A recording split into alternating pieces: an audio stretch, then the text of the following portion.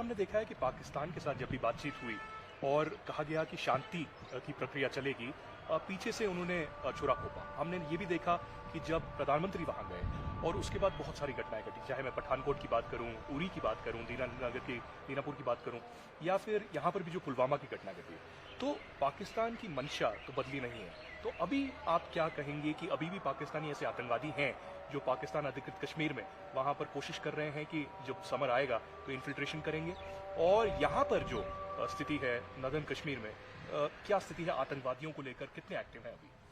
देखिए जी, ये तो 75 साल हो गए हैं, 1947, 1965, 1971, और जो वर्तमान का आतंकवाद का युग है वो तकरीबन 1990-91 से जो शुरू हुआ है, उसमें उतार चढ़ाव आते रहते हैं। जब तक अफगानिस्तान में अमेरिकी सेना मौजूद थी तब तक हालात थोड़ा अलग थे। अब अगस्त में जब से वो चले गए हैं तब से वहां से, चाहे वो उग्रवादी संगठन जिनके सदस्य वहां पर लड़ाई लड़ रहे थे वो, चाहे नए किस्म का हथियार, नई जनरेशन के नाइट विजन डिवाइसेस या बाकी साजो सामान, वो उस तरफ से पाकिस्तान के अंदर और पाकिस्तान से लाइन ऑफ कंट्रोल के नजदीक आना लाजमी बात है।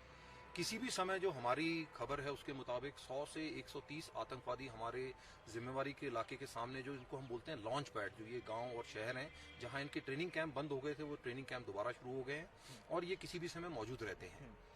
लाइन ऑफ कंट्रोल की डिप्लॉयमेंट और हमारी इंटेलिजेंस नेटवर्क, उसकी वजह से इन्फिल्ट्रेशन में यहाँ कामयाबी नहीं मिल पा रही है जी। लेकिन पुराने जो टेररिस्ट यहाँ पर मौजूद हैं और जो देश के अलग जगह से आते हैं, इस समय अनुमान ये है कि कश्मीर घाटी में तकरीबन 150 से 200 आतंकवादी मौजूद होंगे।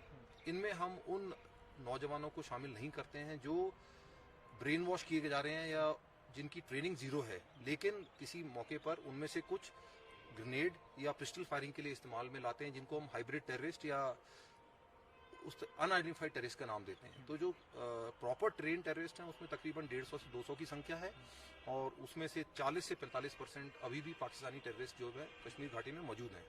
लेकिन नॉर्थ कश्मीर की जो सिचुएशन है वो तकरीबन नियर नॉर्मल है। आप लोगों ने खुद जाकर देखा, सुबह आप लोगों से मिले तो आतंकवादी घटनाएं बिल्कुल इक्का दुक्का रह गई हैं। रिक्रूटमेंट जो है पिछले सालों की बनिस्बत तकरीबन 1/3 पे आ गई है और उग्रवादियों की जो संख्या है उसकी भी जो तादाद जो है बहुत कम हो गई है पहले से।